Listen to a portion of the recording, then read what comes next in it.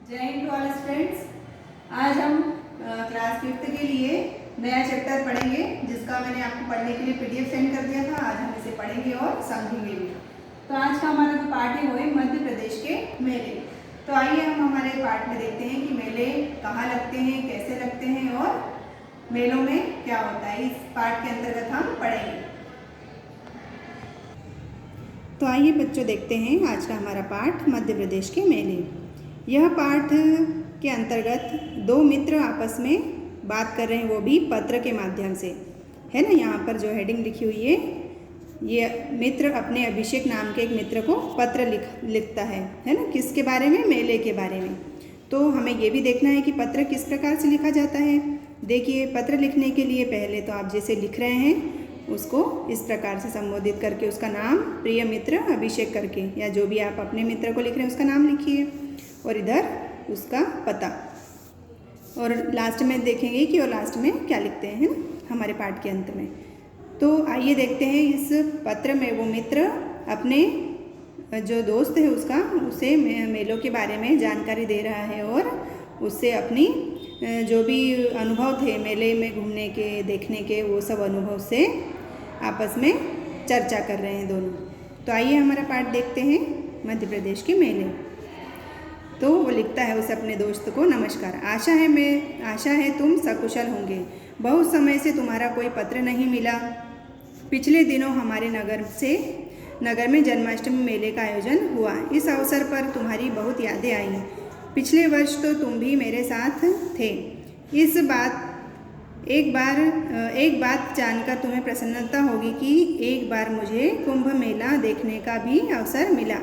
वो दोस्त अपने मित्र को लिख रहा है कि पहले तो अपने सकुशल बताई उसने पत्र में सर्वप्रथम, है ना। उसके बाद फिर उसने बताया कि कुछ दिनों हमारे यहाँ पर जन्माष्टमी का मेला आयोजित हुआ था और मैंने उस समय पर तुम्हें बहुत याद किया। मतलब जब दोस्त साथ में मेले में जाते हैं तो और भी ज़्यादा आनंद आता है ना। तो उसे अपने दोस्त की कमी महसूस हो रही थी। फिर आगे वो लिखता है कि एक बात जानकर तुम्हें प्रसन्नता होगी कि इस बार वह कुंभ के मेले में भी गया था, है ना। वो अपने दोस्त को बताता है कि मैं इस बार कुंभ के मेले में भी गया था और मुझे वह मेला देखने का अवसर मिला। जैसा कि तुम जानते हो, भारत एक विशाल देश है। यहाँ की गौरवपूर्ण संस्कृति रही है। यह हमारी अपनी पहचान है। हमारे यहाँ वैदिक काल से मेले लगते आ रहे हैं। सांस्कृतिक धरोहर के रूप में मेलों का आयोजन पूरे भारतवर्ष में होता है। इसी सांस्कृतिक मेले के रूप में उज्जैन का कुंभ का मेला पौराणिक काल से लगातार या लगता आ रहा है ना। जो कुंभ का मेला होता है वो हमारे यहाँ कहाँ लगता है? उज्जैन में लगता है। आप लोगों ने भी देखा होगा। देखिए, यहाँ चित्र में भी बताया गया है ना। कुंभ का मेला लगता है तो वहाँ पर स्नान ध्यान करने के लिए कहीं दूर दूर से साधु आते हैं और दूर दूर से लोग भी वहाँ स्नान दान दर्शन करने के लिए दूर दूर से मेले में आते हैं, कुंभ के मेले में।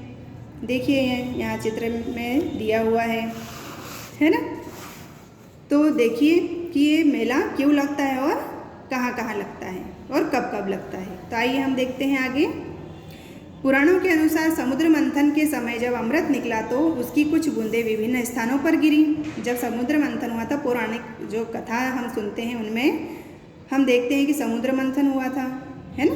तो वहाँ पर जो अमृत का जो कलश था वो निकला था, तो उसकी जो ले जाते समय जो कुछ बूंदें गिरी थी, तो जहाँ पर भी वो बूंदें गिरी थी अमृत की, वो वहाँ पर ही कुंभ के मेले लगते हैं, है ना। ये स्थानों पर जहाँ गिरी थी, इसलिए कुंभ के मेले उन स्थानों पर लगते हैं जहाँ अमृत की बूंदें गिरी। वे 4 स्थान थे, मतलब 4 स्थानों पर वो बूंदें गिरी थी अमृत की। पहला हरिद्वार, प्रयाग, उज्जैन और नासिक, ये 4 जगहें थी जहाँ पर अमृत कलश की कुछ बूंदें गिरी थी।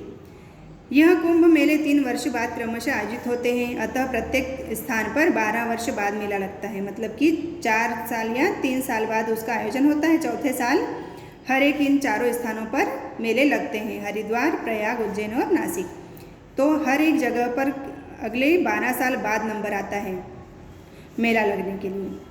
इन मेलों में विभिन्न जाति और धर्म के लोग पूरे उत्साह से सम्मिलित होते हैं। वे धार्मिक और पौराणिक मान्यताओं का निर्वाह करते हैं। मतलब पुराने ज़माने से जो मान्यता चली आ रही है उन्हें निरंतर यूं ही चलाते रहने का कार्य ये करते हैं। उज्जैन के कुंभ मेले को सिंहस्थ कहते हैं, है ना। उज्जैन के मेले को क्या कहते हैं? सिंहस्थ का मेला कहते हैं ना। सिंहस्थ मेला शिप्रा के किनारे लगता है। शिप्रा मतलब हमारी जो शिप्रा नदी है उसके किनारे लगता है। उज्जैन में शिप्रा नदी बहती है। कुंभ मेलों में देश भर के प्रसिद्ध महात्मा, संत, आचार्य और विद्वानों के विचार आदि उपदेश सुनने को मिलते हैं। खूब आनंद आता है। आप लोगों ने भी कुंभ का मेला घूमने गए होंगे तो आपको भी वहाँ बड़ा आनंद आया होगा। मित्र, जब मेलों की बातचीत चली है तो यह भी जानना ज़रूरी है कि मेले क्या होते हैं, है ना। जब वो अपने दोस्तों को बोल रहे हैं कि जब मेलों की बात चली है तो हमें ये भी पता होना चाहिए कि मेलों के बारे में भी और भी जानकारी हमें होना चाहिए कि इनकी क्या उपयोगिता है, इनका क्या महत्व है। मेले हमारी सांस्कृतिक एकता के प्रतीक हैं, है ना। सांस्कृतिक एकता मतलब कि यहाँ पर हर एक धर्म जाति के लोग सम्मिलित होते हैं जो आपस में मिलजुल कर उन मेलों में शामिल होते हैं। इससे हमारी सांस्कृतिक एकता का पता चलता है ना। हमारे देश में प्रमुख रूप से सांस्कृतिक मेले, लोक मेले व व्यापारिक मेले लगते हैं। सांस्कृतिक मेलों के अंतर्गत विभिन्न धर्म एवं संप्रदायों के अपने अपने मेले लगते हैं। विभिन्न प्रांतों में क्षेत्र के आधार पर लोक मेलों का आयोजन होता है। वहीं आज के व्यावसायिक संदर्भ में अब व्यापारिक मेलों का भी आयोजन होने लगा है। मतलब ये अलग अलग प्रकार के मेले, व्यापारिक मेला, लोक मेला, सांस्कृतिक मेला, है ना। ये सारे मेले का आयोजन आजकल होने लगा है ना। आगे सांस्कृतिक मेले प्रायः नदियों के किनारे लगते हैं, जैसे गंगा, यमुना, नर्मदा, शिप्रा, गोदावरी, कावेरी, है ना। सांस्कृतिक मेले कहाँ लगते हैं? नदियों के किनारे। जो महान नदियाँ हैं उनके किनारे लगते हैं। सोन, पहुज आदि पवित्र नदियाँ मानी गई। इन नदियों के किनारे सांस्कृतिक मेलों का आयोजन किया जाता है। ऐसा माना जाता है कि विशेष अवसरों पर जो लोग इन नदियों में स्नान करते हैं उन्हें पुण्य लाभ मिलता है। मतलब विशेष जब अवसर होते हैं, जब इन नदियों में स्नान करने का बहुत महत्व है तो इनसे पुण्य लाभ मिलता है लोगों को, इसलिए वो इन मेलों में सम्मिलित होते हैं। एक बात और भी है, मेलों में विभिन्न स्थानों के लोग एक दूसरे से मिलते जुलते हैं। उन्हें एक ही स्थान पर तरह तरह की वस्तुएं प्राप्त हो जाती हैं। जब मेले लगते हैं तो वहाँ पर कई लोग अपने अपने गांव, क्षेत्र की वस्तुएं लेकर आते हैं बेचने के लिए मेलों में। तो हमें बहुत सारी चीज़ें एक ही जगह पर देखने को मिल जाती हैं। मेलों में जो विभिन्न प्रकार के कार्यक्रम होते हैं उनमें बच्चे, बूढ़ों और युवाओं का खूब मनोरंजन होता है। यहाँ पर मनोरंजन के कई साधन, नाटक मंडली, सर्कस, जादू के खेल और झूले आदि आते हैं, है ना। हम देखते हैं कि मेलों में ये सारी चीज़ें मिलती हैं हमें। कोई सर्कस का शौकीन होता है तो सर्कस देखते हैं, कोई जादू का खेल देखना पसंद करता है, कोई झूले देखना पसंद करता है, कोई झूलना पसंद करता है। तो मेलों में सभी को, बच्चे हों, बूढ़े हों, जवान हो, कोई भी हो, उन्हें सभी को मज़ा ही आता है और सब आनंद उठाने के लिए मेलों में जाना पसंद भी करते हैं। मध्य प्रदेश के विभिन्न क्षेत्रों में लोक मेलों का आयोजन होता है। जैसे बुंदेलखंड और बघेलखंड में भुजरिया मेला लगता है ना। भुजरिया मेला कहाँ कहाँ लगता है? बुंदेलखंड और बघेलखंड में लगता है। भुजरिया मेले में भुजरिया अपने आत्मीय जनों को भेंट की जाती है। भुजरिया मतलब गेहूँ के जो गेहूँ लगता है ना, उसे भुजरिया कहते हैं। गेहूँ के पौधे को कहते हैं भुजरिया, है ना। तो उसको भेंट करते हैं, मतलब उसे किसी को गिफ्ट में या इसे भेंट में देते हैं। इसी तरह आदिवासी अंचल, विशेषकर धार, झाबुआ जिलों में भगोरिया मेला बहुत प्रसिद्ध है ना। जो हमारे इधर आदिवासी क्षेत्र है वहाँ पर कौन सा मेला प्रसिद्ध है? भगोरिया। इसमें आदिवासी लोग सम्मिलित होते हैं। ये मेला होली से पहले लगते हैं। इन मेलों में आदिवासी स्त्री पुरुष खूब सज धज कर आते हैं। इन मेलों में मांदल मतलब बड़ा ढोल बजाकर समूह में नृत्य करते हैं। इस मेले में क्या करते हैं? आदिवासी जो लोग होते हैं उनमें स्त्री पुरुष आपस में साथ में नृत्य करते हैं, है ना, और अपने जीवन साथी का चयन करते हैं। इन मेलों को देखने दूर दूर से लोग आते हैं। आगे वो दोस्त अपने जो मित्र है उसे, जिसे पत्र लिख रहा है, उसे आगे कहता है, तुम्हें मालूम है कि अपना मध्य प्रदेश विस्तृत क्षेत्र में फैला हुआ है। मतलब बहुत बड़े क्षेत्र में फैला हुआ है। यहाँ गणगौर, गणेश उत्सव, नवरात्रि, मकर संक्रांति, बसंत पंचमी और शिवरात्रि आदि अन्य महत्वपूर्ण पर्वों पर नगर और ग्रामों में मेले लगते हैं। नवरात्रि के मेले में दुर्गा और काली देवी की विशेष पूजा अर्चना की जाती है। इस अवसर पर आकर्षक झांकियाँ सजाई जाती है। आप लोगों को पता है कि हम देवास में रहते हैं, तो हमारे देवास में भी माँ चामुंडा और माँ तुलजा भवानी का जब नवरात्रि में यहाँ पर भी हमारे यहाँ पर भी मेला लगता है। बहुत बड़ा मेले का आयोजन किया जाता है हमारे यहाँ पर भी देवास में। तो आप सभी ने तो मेला देखा ही होगा। वहाँ पर कई तरह की हर प्रकार की चीज़ें मिलती हैं मेले में, झूले झूलने को मिलते हैं, है ना।